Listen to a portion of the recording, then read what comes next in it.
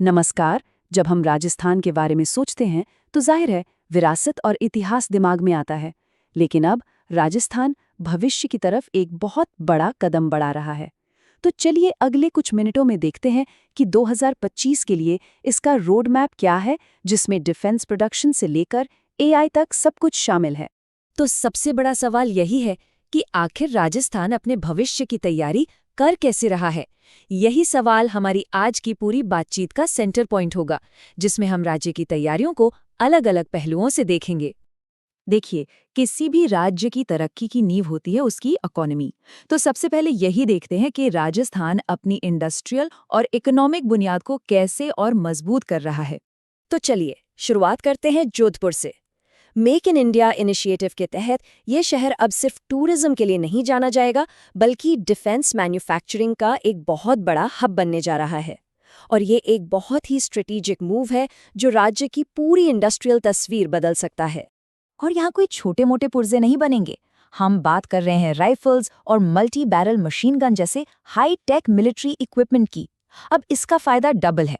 एक तो देश की डिफेंस कैपेबिलिटी बढ़ेगी और दूसरा वहाँ के लोकल लोगों के लिए रोजगार के ढेर सारे नए मौके खुलेंगे।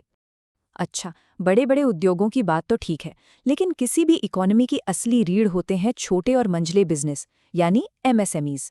इसी बात को ध्यान में रखते हुए सरकार 2029 तक के लिए एक नई एमएसएमई पॉलिसी लेकर आई है। इसका सीधा सा मकसद है कि राज्य भर के छोटे व्यवसायों को वो सपोर्ट मिले जिससे वो सही में तरक्की कर सकें। अब देखिए, इकोनॉमिक ग्रोथ के लिए दो चीजें बहुत जरूरी हैं, पैसा और एक्सपर्टीज। इसी सोच के साथ प्रवासी राजस्थानी दिवस का आयोजन किया गया। इसका आइडिया बड़ा सिंपल है। दुनिया भर में जो कामयाब राजस्थानी हैं उन्हें वापस अपनी जड़ों से जोड़ना, ताकि उनका अनुभव और उनका इन्वेस्टमेंट दोनों राज्य के विकास में काम आ सके। तो ये तो हुई अर्थव्यवस्था की बात। अब आते हैं हमारे दूसरे सेक्शन पर, जो कि है यूथ और सोशल एम्पावरमेंट। अब यहाँ एक ऐसा नंबर है जो सुनने में ही बहुत बड़ा लगता है। राजस्थान यूथ पॉलिसी 2025 का सबसे बड़ा, सबसे सीधा टारगेट है 10 लाख नई नौकरियां। जी हाँ, बिल्कुल सही सुना, पूरे 10 लाख। तो सवाल उठता है कि ये 10 लाख नौकरियां आएंगी कहाँ से? प्लान को दो हिस्सों में बांटा गया है। 4 लाख सरकारी सेक्टर में और बाकी की 6 लाख प्राइवेट सेक्टर से। ये बैलेंस दिखाता है कि फोकस सिर्फ सरकारी नौकरियों पर नहीं है, बल्कि प्राइवेट इन्वेस्टमेंट को भी बढ़ावा देने पर है। सोशल एम्पावरमेंट की बात करें तो एक और बहुत बड़ा कदम उठाया गया है महिलाओं के लिए। अब पुलिस डिपार्टमेंट में डायरेक्ट रिक्रूटमेंट में महिलाओं के लिए 33% सीटें रिजर्व होंगी। ये पुलिस फोर्स में जेंडर इक्वालिटी लाने के लिए एक बहुत जरूरी कदम है। अब बात करते हैं एक और सामाजिक कल्याण योजना की, अंबेडकर संबल योजना, जो 14 अप्रैल 2025 को शुरू की गई। इसका तरीका बड़ा सीधा है, 2 स्टेप अप्रोच। पहले उन गांवों को आइडेंटिफाई करना जहां 50% से ज्यादा एससी आबादी है, और फिर वहां पर सड़क, पानी और स्कूल जैसी बेसिक सुविधाओं को टारगेटेड तरीके से डेवलप करना। एजुकेशन सेक्टर में एक ऐसा बदलाव आया है जो वाकई कई स्टूडेंट्स की जिंदगी बदल सकता है।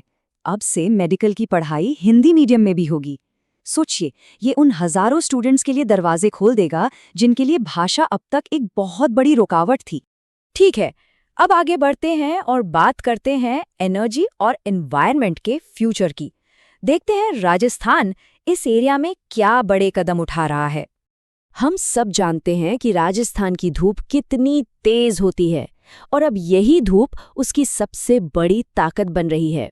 और इसका सेंटर बन रहा है बीकानेर। यहाँ 2 मैसिव प्रोजेक्ट्स पर काम चल रहा है। एक है पुंगल में भारत का सबसे बड़ा बैटरी स्टोरेज प्रोजेक्ट, जो दिन में बनी सोलर एनर्जी को रात के लिए स्टोर करेगा। और दूसरा है करनीसर भाटियान में 300 मेगावाट का एक बहुत बड़ा सोलर प्लांट। देखिए, डेवलपमेंट जरूरी है, लेकिन एनवायरनमेंट की कीमत पर नहीं। इसी बैलेंस को बनाने के लिए कोटा में राज्य के पहले नमो बायोडाइवर्सिटी पार्क का उद्घाटन हुआ है। ये पार्क सिर्फ शहर के लिए एक ग्रीन लंग का काम नहीं करेगा, बल्कि वहां के लोकल पेड़ पौधों और जीव जंतुओं को बचाने में भी मदद करेगा। अच्छा, किसी भी प्लान को जमीन पर उतारने के लिए अच्छी गवर्नेंस और मॉडर्न टेक्नोलॉजी चाहिए होती है। तो चलिए अब देखते हैं कि राजस्थान इस फ्रंट पर क्या कर रहा है। इलेक्शन प्रोसेस को और ट्रांसपेरेंट बनाने के लिए राजस्थान ने एक बहुत बड़ा माइलस्टोन अचीव किया है। राज्य ने अपनी सारी वोटर लिस्ट्स को पूरी तरह से डिजिटाइज कर दिया है। इससे गलतियों की गुंजाइश कम हो जाएगी और पूरी प्रक्रिया भी तेज होगी। और ये कोई मामूली बात नहीं है। इस कदम के साथ राजस्थान ऐसा करने वाला देश का पहला राज्य बन गया है। ये बाकी राज्यों के लिए डिजिटल गवर्नेंस का एक नया बेंचमार्क सेट कर रहा है। फ्यूचर टेक्नोलॉजी की बात करें तो राज्य बहुत जल्द अपनी एआई पॉलिसी 2025 लाने वाला है, और इसका मकसद सिर्फ रिसर्च और डेवलपमेंट नहीं है।